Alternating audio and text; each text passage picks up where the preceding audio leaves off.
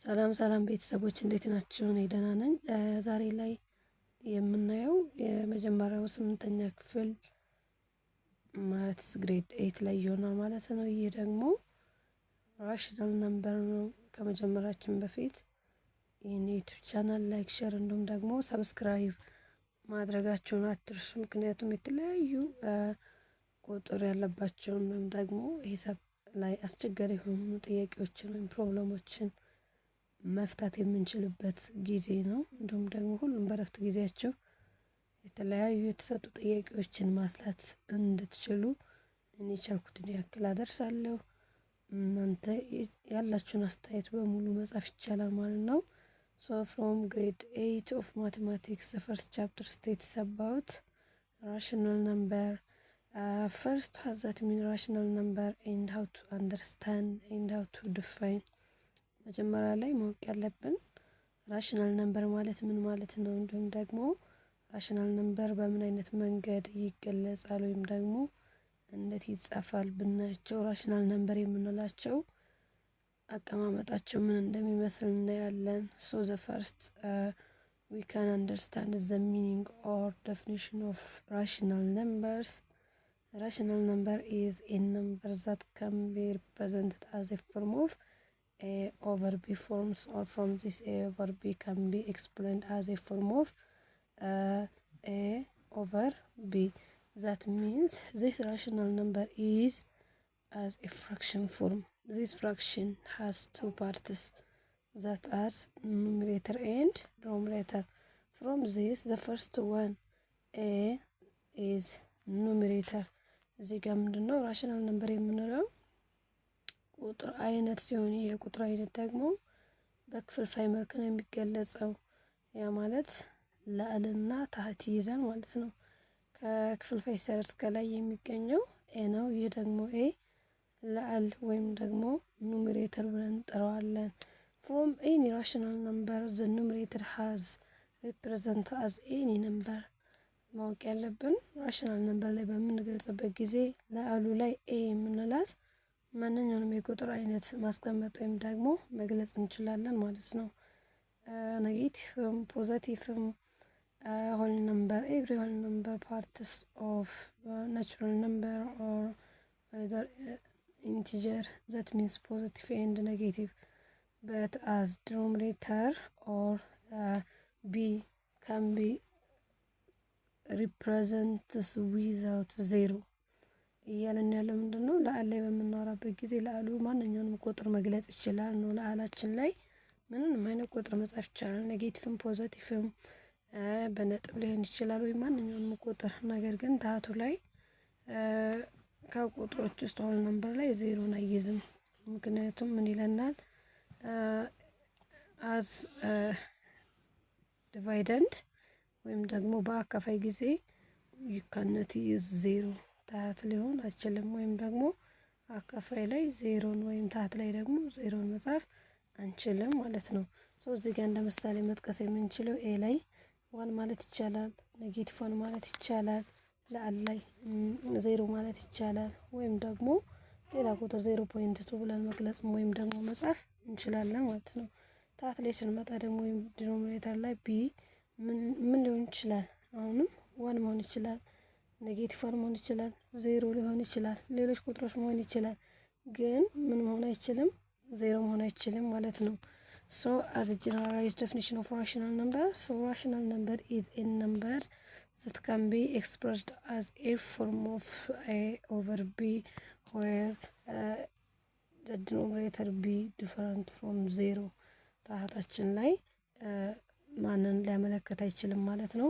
ቢ ዜሮ ሊሆን አይችልም ነው። ከዜሮ ውጭ ግን መግለጽ እንችላለን። ሶ ምን አይነት ምሳሌ መስጠት እንችላለን? እዚህ ጋር በምናወራበት ጊዜ ኤግዛምፕል ወይም ደግሞ ምሳሌ ብለን የምንጠቅሰው ብዙ አይነት የቁጥር አይነቶችን መጻፍ እንችላለን። ለራሽናል ነምበር ምሳሌ ሊሆኑ የሚችሉ ቁጥሮችን መግለጽ ወይም ደግሞ ማሳየት እንችላለን። ፎር ኤግዛምፕል 1/2 1/2 ላይ ስንመጣ it can be expressed as a form of numerator and denominator. ኑሜሬተር ማለት ምንድነው ካልን ባጭሩ ኑሜሬተር የምንለው ለአል ይሆናል። ለአላችን ደግሞ አንድ ነው የሚሆነው። ታታችን ላይ የምናየው ደግሞ 2 ነው ማለት ነው። ሶ ኤ ኦቨር ቢ ስናስቀምጥ አንድ ሁለተኛ የሚለው አንዱ የፍራክሽን ፎርም ይሆናል ማለት ነው። 3 ኦቨር -5 ማለት ይችላል። ወይም ደግሞ በሌላ አባባል -3 ኦቨር 5 ብለን መግለጽ እንችላለን ማለት ነው። 3 ኦቨር -5 ይሄን -3 ኦቨር 5 በላዕልና በታች በምንከፍልበት ጊዜ ይሄ ኔጌቲቭም ሆነ ፖዚቲቭም ሆነ መግለጽ ይችላል። ፍራክሽን ወይም ደግሞ ራሽናል ነምበር መሆኑን ሊቀይረው አይችልም። ግን ምን ማለት አይቻልም እዚህ ጋር በምናይበት ጊዜ 1 ኦቨር 0 ልንል አንችልም። ምክንያቱም ይሄ ከተሰጠን ምን ይሆናል ማለት ነው? አንዲፋይንድ ይሆናል። አንዲፋይንድ ይሆንብናል ወይም ደግሞ ተግባራዊ አይሆንም፣ ትርጉም አልባ ይሆንብናል ማለት ነው። ከዚህ ውጭ ያለው ማንኛውንም ነገር መጻፍ ወይም መግለጽ እንችላለን። ሌላው ላይ የምናስቀምጠው ደግሞ ራሽናል ነምበር ላይ ስንመጣ ፍራክሽንን መርሳት የለብንም። ፍራክሽን ማለት ምን ማለት ነው? ፍራክሽን ኢዝ ዋን ፓርትስ ኦፍ ኤ ነምበር that can be explained as a form of just like a over b form, and it can be classified into 3 parts. The first one is the fraction form, or the first one is proper fraction, and the second one is improper, and the third one is mixed fraction. እዚህ ጋር በምናይበት ጊዜ ፍራክሽን ላይ በምናይበት ጊዜ ከዚህ ከራሽናል ነምበር በመነሳት በ3 እንከፍላቸዋለን ነው የሚለን። አንደኛ ፕሮፐር ፍራክሽን የምንለው ዋን ፓርትስ ኦፍ ፍራክሽን ፎርም ሲሆን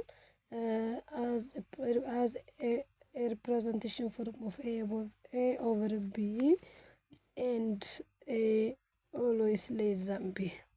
ይሄ ማለት ፕሮፐር ፍራክሽን የምንለው ህገኛ ክፍልፋይ ነው። ትክክለኛ ትርጉሙ በአማርኛ ስናየው ፕሮፐር ማለት ህገኛ ነው። ህገኛ ክፍልፋዮች ደግሞ ሁልጊዜ ኦቨር ቢ ፎርም ይሆንና ላዕሉ ከታህቱ ያነሰ ይሆናል ማለት ነው።